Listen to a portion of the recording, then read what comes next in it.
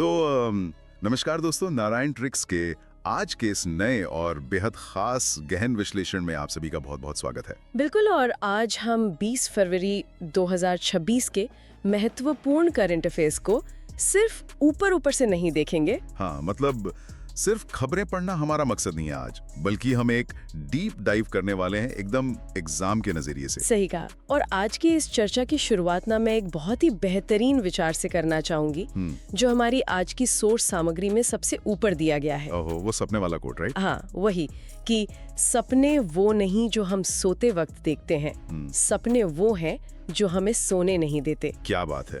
मतलब अगर आप लोगों का सपना सिलेक्शन लेना है ना, तो बिल्कुल यही ऊर्जा और यही जुनून चाहिए। एग्जैक्टली।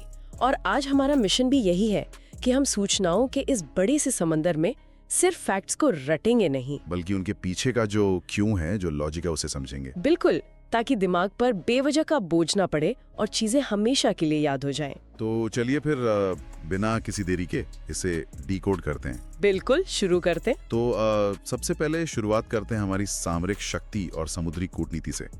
इंडियन नेवी ने अभी इंटरनेशनल फ्लीट रिव्यू 2026 आयोजित किया है। हाँ, IFR 2026। राइट। और इसकी जो थीम रखी गई है ना, वो मुझे बड़ी दिलचस्प लगी। United through oceans and bridges of friendship. मतलब महासागरों के जरिए एकजुट होना और दोस्ती का पुल बनाना। हाँ, और इसे याद रखने का एक बढ़िया तरीका भी सोर्स में था, जैसे महासागर में राम सेतु की तरह एक मैत्री का पुल बनाना। ये बहुत अच्छी ट्रिक है वैसे। अगर देखा जाए तो ये फ्लीट रिव्यू सुनने में बस एक अंतर्राष्ट्रीय नौसैनिक प्रदर्शन लगता है, जहाँ बहुत सारे देशों की नेवी आती है, राइट? हाँ, लेकिन रणनीति के हिसाब से देखे तो ये एक बहुत बड़ा कदम है। और यहाँ जो बात सबसे ज्यादा आकर्षक है वो है ब्लू वाटर नेवी का कॉन्सेप्ट। ब्लू वाटर नेवी, इसका मतलब क्या गहरे समंदर से है? एग्जैक्टली। जब हम किसी फ्लीट रिव्यू की बात करते हैं तो अक्सर लगता है कि ये सिर्फ जहाजों की एक परेड होगी। हाँ, एक शो ऑफ जैसा। लेकिन असल में ये विश्व स्तर पर एक बहुत मजबूत संदेश होता है ब्लू वाटर नेवी का। मतलब एक ऐसी नौसेना से जो केवल अपने देश के तटों की रक्षा तक सीमित नहीं है। ओके, मतलब वो दूर तक जा सकती है। बिल्कुल, ये एक ऐसी ताकत है जो अपने देश के तटों से हजारों किलोमीटर दूर गहरे समंदर में भी ऑपरेशंस करने में पूरी तरह से सक्षम है। तो इसका सीधा सा मतलब ये हुआ कि ये भारत की जो इंडो पैसिफिक रणनीति है, ये उसी का एक बड़ा हिस्सा है ना? एकदम सही पहचाना आपने। ये भारत की समुद्री कूटनीति या मैरीटाइम डिप्लोमेसी का एक बहुत अहम हिस्सा है, क्योंकि आज दुनिया का ज्यादातर व्यापार तो समुद्र के रास्ते ही होता है। हाँ, और ऐसे में जो देश इन समुद्री रास्तों को सुरक्षित रख सकता है, अंतर्राष्ट्रीय स्तर पर उसकी ताकत अपने आप बढ़ जाती है। बिल्कुल। और इस फ्लीट रिव्यू के जरिए भारत दुनिया को यही दिखा रहा है कि हम इस जिम्मेदारी के लिए पूरी तरह से तैयार हैं। बिल्कुल सही। तो ये तो बात हो गई समंदर की सतह की और जहाजों की। अब जरा समंदर के नीचे चलते हैं। समंदर के नीचे मतलब आप केबल्स की बात कर रहे हैं? एग्जैक्टली। डिजिटल अवसंरचना और तकनीक की दुनिया। सोर्स में बताया गया है कि गूगल ने अमेरिका इंडिया कनेक्ट इनिशिएटिव की घोषणा की है। हाँ, ये एक डायरेक्ट सब सी केबल रूट है। मतलब भारत और अमेरिका के बीच समंदर के नीचे से गुजरने वाली एक direct high speed data cable. और अगर हम इसे एक बड़े परिप्रेक्ष्य से जोड़कर देखें ना, तो ये केबल सिर्फ फाइबर ऑप्टिक्स का कोई मामूली तार नहीं है। तो फिर क्या है ये भविष्य की वैश्विक अर्थव्यवस्था की सबसे बड़ी बैकबोन है। आपको शायद ये जानकर हैरानी होगी कि आज पूरी दुनिया का लगभग 99% डेटा सैटेलाइट से नहीं जाता। 99% डेटा? हाँ, 99% वो समंदर के नीचे बिछी इन्हीं केबल्स के माध्यम से सफर करता है। यार, ये तो सच में हैरान करने वाला आंकड़ा है, क्योंकि ज्यादातर लोगों को तो यही लगता है कि इंटरनेट हवा में सैटेलाइट के जरिए काम कर रहा है। यही सबसे बड़ी गलतफहमी है। सैटेलाइट्स में लेटेंसी यानी देरी बहुत होती है और उनकी कैपेसिटी भी लिमिटेड होती है। तो जब हम अमेरिका इंडिया कनेक्ट इनिशिएटिव की बात करते हैं, तो इसका मतलब भारत में डेटा की स्पीड और बैंडविड्थ कई गुना बढ़ जाएगी। बिल्कुल बढ़ेगी, लेकिन इसका दूसरा और सबसे अहम पहलू है साइबर सुरक्षा का। साइबर सुरक्षा मतलब डेटा की सेफ्टी? हाँ, ये तकनीकी भू राजनीति या टेक जियोपॉलिटिक्स का वो हिस्सा है जहां देश ये सुनिश्चित करने की होड़ में है कि उनका डेटा सुरक्षित रहे और बिना किसी रुकावट के चलता रहे। एग्जैक्टली। जो इन डेटा पाइपलाइंस को कंट्रोल करेगा, भविष्य की इकोनॉमी उसी दिशा में जाएगी। क्या बात है। और जब हम तकनीक, डेटा, स्पीड और भविष्य की बात कर ही रहे हैं, तो फिर आर्टिफिशियल इंटेलिजेंस यानी एआई को कैसे भूल सकते हैं? बिल्कुल, आज के समय में तो एआई हर जगह है। हाँ, और शिक्षा के क्षेत्र में तो इसका बहुत बड़ा रोल है।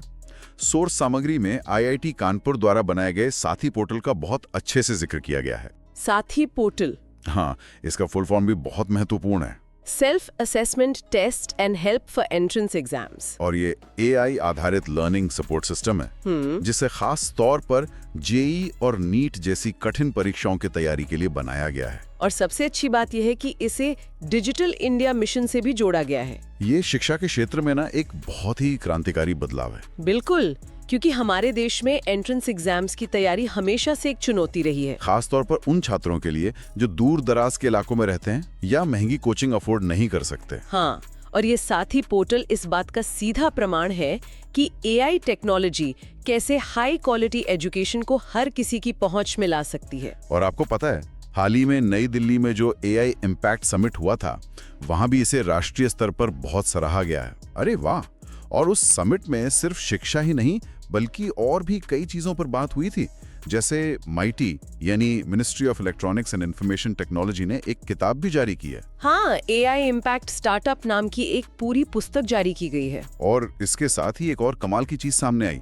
वॉइस एरा नाम का एक real time translation tool launch किया गया है। वॉइस एरा, हाँ, ये तो भारत जैसे भाषाई विविधता वाले देश के लिए किसी चमत्कार से कम नहीं है। जहां हर कुछ किलोमीटर पर बोली बदल जाती है ना?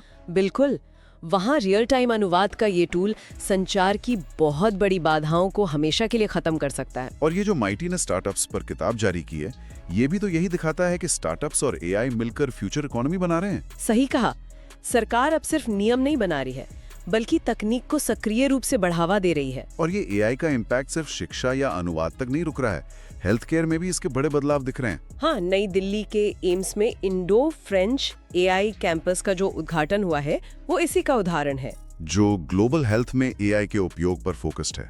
ये दो देशों की खूबियों का एक बहुत ही शानदार गठजोड़ है। फ्रांस अपनी उन्नत मेडिकल तकनीक के लिए जाना जाता है और भारत तेजी से दुनिया का AI हब बनता जा रहा है। एग्जैक्टली, तो जब फ्रांस की मेडिकल साइंस और भारत का AI विजन एक साथ आते हैं तो बीमारियों की पहचान और इलाज की सटीकता कई गुना बढ़ जाती है। ये भारत फ्रांस रणनीतिक साझेदारी को सच में एक नए मुकाम पर ले जाता है। बिल्कुल ले जाता है। चलिए अब कूटनीति और अर्थव्यवस्था की इस चर्चा को थोड़ा और आगे बढ़ाते हैं। नई दिल्ली में ही यूरोपियन लीगल गेटवे के पहले कार्यालय का उद्घाटन हुआ है। हाँ, ये भारत और यूरोपीय संघ यानी EU के बीच व्यापार कानून सहयोग के लिए बहुत महत्वपूर्ण कदम है। इसे अगर व्यापारिक नजरिए से देखें तो EU भारत के सबसे बड़े व्यापारिक भागीदारों में से एक है। लेकिन जब दो अलग अलग महाद्वीपों के बीच व्यापार होता है तो कानूनी प्रक्रियाएं बहुत जटिल हो जाती हैं। हाँ, नियम, शर्तें, टैक्स, बहुत कुछ होता है। बिल्कुल, तो यूरोपियन लीगल गेटवे का दिल्ली में खुलना ये बताता है कि दोनों पक्ष इन कानूनी बाधाओं को आसान करना चाहते हैं, जिससे विदेशी निवेश और इंपोर्ट एक्सपोर्ट की प्रक्रियाओं में तेजी आएगी। सही कहा। और एक्सपोर्ट की बात उठी है तो एक खबर हमारे एकदम लोकल प्रोडक्ट को लेकर भी है, जिसने अंतर्राष्ट्रीय स्तर पर अपनी पहचान बनाई है। यहाँ कहानी सच में बहुत दिलचस्प हो जाती है। आप तमिलनाडु के GI टैग वाले सलेम साबूदाना की बात कर रहे हैं ना? हाँ, सलेम साबूदाना, जिसका अभी सफलतापूर्वक कनाडा को निर्यात किया गया है। इसे याद रखने का वो लिंक भी बहुत अच्छा है। साबूदाना यानी सैगो, जो स्टार्च से बनता है और इसका सीधा संबंध तमिलनाडु के सलेम से है। सोचिए, एक छोटे से क्षेत्र का प्रोडक्ट अब सीधा कनाडा के सुपरमार्केट्स में पहुंच रहा है। ये लोकल प्रोडक्ट्स की ग्लोबल पहुंच का एक बेहतरीन उदाहरण है। यहाँ GI टैग यानी ज्योग्राफिकल इंडिकेशन का रोल समझना बहुत जरूरी है।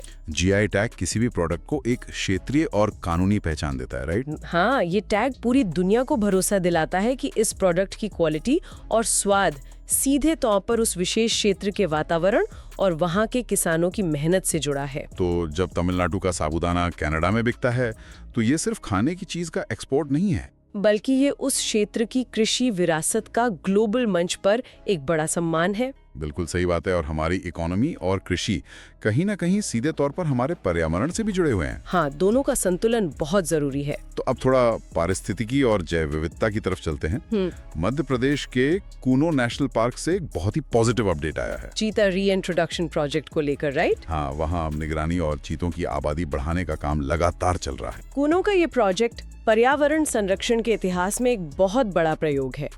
चीता खाद्य श्रृंखला के टॉप पर रहने वाला जीव है, टॉप प्रेडेटर है वो। बिल्कुल। तो जब हम किसी शीर्ष शिकारी का संरक्षण करते हैं तो हमें इनडायरेक्टली पूरे जंगल और उसके इकोसिस्टम को बचाना पड़ता है।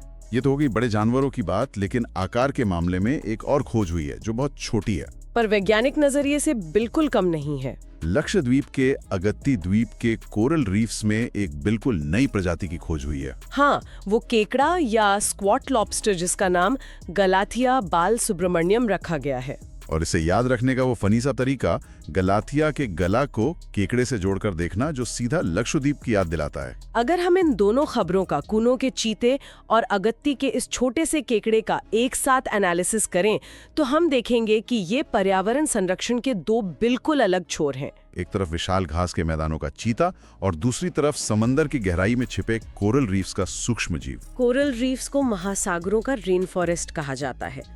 वहाँ किसी भी नई प्रजाति का मिलना ये दिखाता है कि हमारा इकोसिस्टम कितना समृद्ध है। और हमारी जैव विविधता को बचाए रखने के लिए इन दोनों ही लेवल्स पर काम करना बहुत जरूरी है। बिल्कुल सही कहा। अब प्रकृति के संतुलन के बाद बात करते हैं विकास के संतुलन की। पूर्वोत्तर भारत यानी हमारा नॉर्थ ईस्ट बहुत तेजी से उभर रहा है। हाँ, वहाँ इंफ्रास्ट्रक्चर पर बहुत काम हो रहा है। अरुणाचल प्रदेश में दिबांग बहुउद्देश्य परियोजना का निर्माण कार्य जोरों पर चल रहा है। ये 2880 मेगावाट क्षमता का भारत का सबसे बड़ा हाइड्रो प्रोजेक्ट है। दिबांग नदी पर, जो ब्रह्मपुत्र की एक प्रमुख सहायक नदी है, इसे अरुणाचल में ऊर्जा के हीरे या डायमंड ऑफ एनर्जी के रूप में भी देखा जा रहा है। और 2880 मेगावाट कोई छोटी बात नहीं है। ये सिर्फ बिजली के लिए नहीं है, बल्कि नॉर्थ ईस्ट के संपूर्ण विकास का एक बड़ा रणनीतिक पिलर है। इसके लिए बहुत बड़ा कदम है जो वहाँ रोजगार और उद्योगों के नए रास्ते खोलेगा। बिल्कुल, और नॉर्थ ईस्ट को समझने के लिए वहाँ का भूगोल जानना भी जरूरी है। सोर्स में एक बहुत ही शानदार रैपिड फायर सेक्शन था। हाँ, ज्योग्राफी के रैपिड फायर फैक्ट्स, जैसे असम में एक बहुत ही महत्वपूर्ण बराक घाटी स्थित है। और अरुणाचल प्रदेश अपने घने नामदफा नेशनल पार्क के लिए पूरी दुनिया में जाना जाता है। और एग्रीकल्चर की बात करें तो सिक्किम बड़ी इलायची यानी लार्ज कार्डेमम का सबसे बड़ा उत्पादक राज्य है। ये सारे फैक्ट सिर्फ नक्शे के नाम नहीं है। इन्हें जोड़कर देखें तो साफ होता है कि पूर्वोत्तर भारत इंफ्रास्ट्रक्चर और एग्रीकल्चर दोनों में तेजी से आगे बढ़ रहा है। चाहे दिबांग प्रोजेक्ट हो, असम की बराक घाटी हो या सिक्किम की बड़ी इलायची, ये पूरा क्षेत्र भविष्य की अर्थव्यवस्था का एक अहम बिंदु बन चुका है। एकदम सही। चलिए अब इस चर्चा के आखिरी पड़ाव की तरफ बढ़ते हैं, जहां हम विज्ञान, खेल और स्टैटिक जीके के कुछ ऐसे विविध तथ्य देखेंगे जो एग्जाम्स में सीधे पूछे जाते हैं। सबसे पहले मेडिकल साइंस की बात कर लेते हैं। सोर्स ने लिम्फेडीमा नामक रोग पर प्रकाश डाला है। लिम्फेडीमा, ये नाम से ही थोड़ा कॉम्प्लेक्स लग रहा है, लेकिन इसे समझना आसान है। ये रोग सीधे तौर पर हमारे लसीका तंत्र यानी लिम्फेटिक सिस्टम से जुड़ा है। लिम्फेटिक सिस्टम मतलब वो जो शरीर में फ्लूइड्स को बैलेंस करता है? हाँ, एक तरह का ड्रेनेज सिस्टम। जब किसी इन्फेक्शन या सर्जरी के कारण इन लिम्फ वेसल्स में रुकावट आ जाती है तो शरीर के उस हिस्से में द्रव इकट्ठा होने लगता है और फिर हाथ या पैर में भारी सूजन आ जाती है। बिल्कुल, इसे याद रखने का सीधा लिंक इसके नाम में ही है। लिम्फेडीमा का सीधा संबंध लिम्फेटिक सिस्टम से है। ये जानकारी हेल्थ अवेयरनेस के लिए भी बहुत अच्छी है। अब बात करते हैं स्पोर्ट्स की, जहां से एक बहुत ही प्राउड करने वाली खबर आई है। पैरा स्पोर्ट्स में भारत का जलवा कायम है। प्रमोद भगत ने पैरा बैडमिंटन की SL3 कैटेगरी में गोल्ड मेडल जीता है। SL3 कैटेगरी, इसके बारे में थोड़ा बताइए। SL3 standing lower limb impairment के लिए होती है। मतलब खिलाड़ी खड़े होके खेलते हैं लेकिन उनके पैरों में कुछ शारीरिक चुनौतियां होती हैं। इसके बावजूद कोर्ट पर उनका संतुलन और फुर्ती सच में हम सब के लिए एक बहुत बड़ी प्रेरणा है। खेल हमेशा जज्बे की ही तो कहानी कहता है। बिल्कुल। और इसी तरह शूटिंग के क्षेत्र में मशहूर भारतीय निशानेबाज अंजलि भागवत को BBC life time achievement award से सम्मानित किया गया है। ये सम्मान उनके व्यक्तिगत समर्पण के साथ साथ खेल में महिला खिलाड़ियों के अहम योगदान को भी मजबूती से दिखाता है। सही बात है। अब चर्चा को समेटने से पहले स्टैटिक जीके के 2 क्विक फैक्ट्स देख लेते हैं। पहला है यूरोपीय संघ यानी EU के बारे में, जिसका मुख्यालय बेल्जियम के ब्रुसेल्स में स्थित है। और इसे याद रखने का वो फनी तरीका, EU लाइक्स ब्रसेल्स स्प्राउट्स। हाँ, वो सब्जी वाला लिंक अच्छा है। और दूसरा तथ्य हमारी ऐतिहासिक सिंधु नदी यानी इंडस रिवर के बारे में है, जिसे तिब्बत में सिंगी खम्बान कहा जाता है। सिंगी खम्बान, जिसका अर्थ होता है शेर का मुख या लायन इन तिब्बत। तो आज की इस पूरी ज्ञानवर्धक यात्रा को समाप्त करने से पहले मैं उस अंतिम संदेश का जिक्र जरूर करना चाहूंगा जो सोर्स में सबसे नीचे था। निरंतरता ही चयन है। Consistency is equal to selection. बहुत ही गहरी बात है। सफलता कभी एक रात की मेहनत से नहीं मिलती।